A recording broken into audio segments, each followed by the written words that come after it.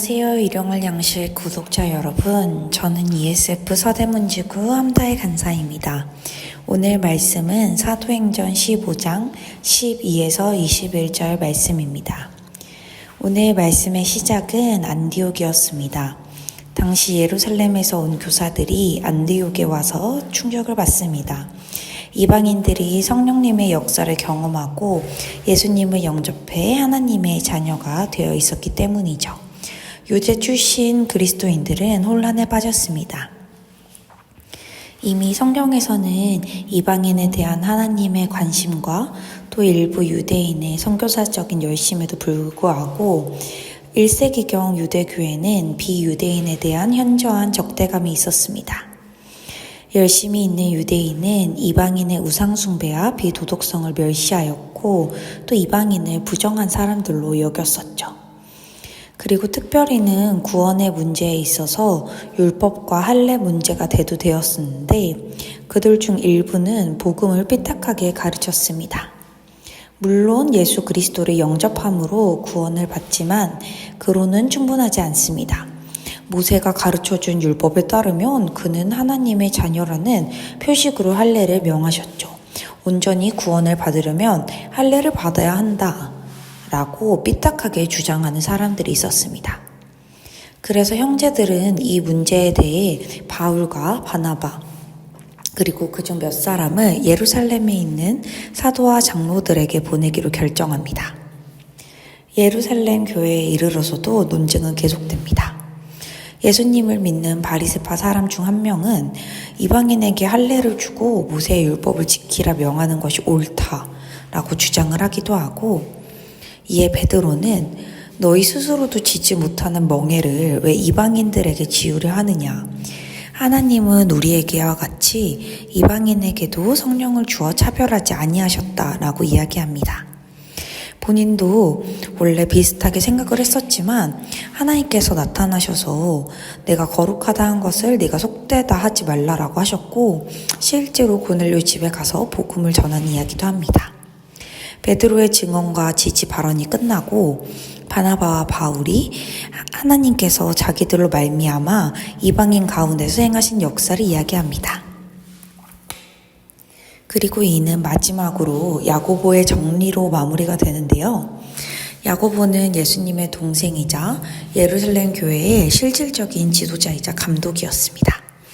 그는 이것이 이미 선지자들로부터 약속되었던 약속의 말씀이 성취된 것이라고 말합니다. 15절에서 18절 선지자로부터 하나님의 말씀 속에 예언되었던 그 예언이 지금 이 모든 과정을 통해 성취되고 있음을 말이죠. 그러므로 명확하게 할례나 율법 문제로 하나님께로 돌아오는 이방인 신자들을 괴롭게 하지 말자고 이야기합니다. 이를 통해 우리는 공동체 내에서의 갈등을 어떻게 해결해 나가야 할지에 대해서 살펴볼 수 있는데요. 믿는 사람들끼리의 공동체에도 어찌 보면 갈등은 필연적입니다. 왜냐하면 사람은 자기 생각을 절대적으로 옳다라고 생각하기 쉽기 때문입니다. 각자 나름 각각의 뜻이 하나님의 뜻이라고 생각하기 때문에 의견이 좁혀지지 않는 것 같아 보입니다. 그렇지만 오늘 말씀에서는 그 해결의 실마리를 얻을 수 있습니다. 오늘 말씀에서도 야고보와 온 회중은 하나님의 행하심과 또 하나님의 뜻, 하나님의 말씀을 보고 자신의 생각을 수정하는 모습을 봅니다. 그 판단을 할 때에 하나님이 어떻게 행하셨는지 예언에 무엇이라 기록되어 있는지를 바탕으로 자신의 생각을 수정하고 결정을 내립니다. 우리는 끊임없이 생각하며 살아갑니다. 그리고 그 안에서 무의식적으로 나만의 옳고 그름을 나누게 됩니다. 그렇기에 나의 판단을 수정할 때에는 겸손함이 필요합니다. 나의 삶의 경험에서 나만의 옳고 그른 가치관을 따르는 것이 아니라 그것이 하나님께서 주신 것만이 아닌 그를 바탕으로 내가 재생산해낸 나의 전통이나 나의 고집일 수 있다는 것을 인정해야 합니다. 본질적으로 하나님의 뜻이 무엇인지 분별하는 것이 필요하겠습니다. 그리고 결론적으로 우리는 하나님께서 우리에게 주신 뜻을 하나님의 말씀과 하나님의 행하신 가운데에서 그 근거를 찾아야 합니다.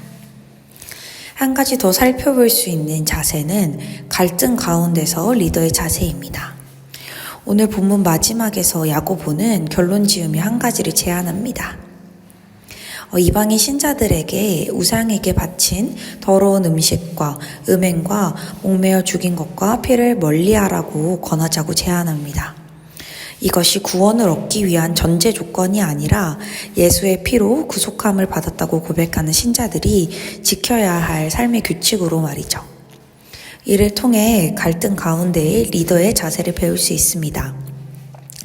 하나님의 뜻으로 옳게 분별하여 지체들에게 이야기를 하여주고 또 그들이 함께 서로 함께하며 배려할 수 있는 지점들을 이야기합니다.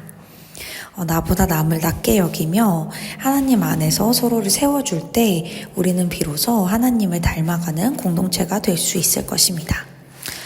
말씀을 맺겠습니다. 오늘은 사도행전 말씀을 통해 갈등 가운데서 공동체의 반응에 대해 보았습니다. 먼저는 자신의 뜻이 아닌 하나님의 행하심과 말씀으로 자신의 생각을 수정할 수 있는 겸손함이 있어야겠습니다. 그리고 리더는 바르게 진리를 선포하되 서로 배려하며 공동체를 이뤄나가는 데 앞장서야 합니다. 오늘 각각의 삶의 자리에서 하나님의 뜻을 묻고 세워가는 일용할 양식 구독자 여러분들 되기를 축복합니다.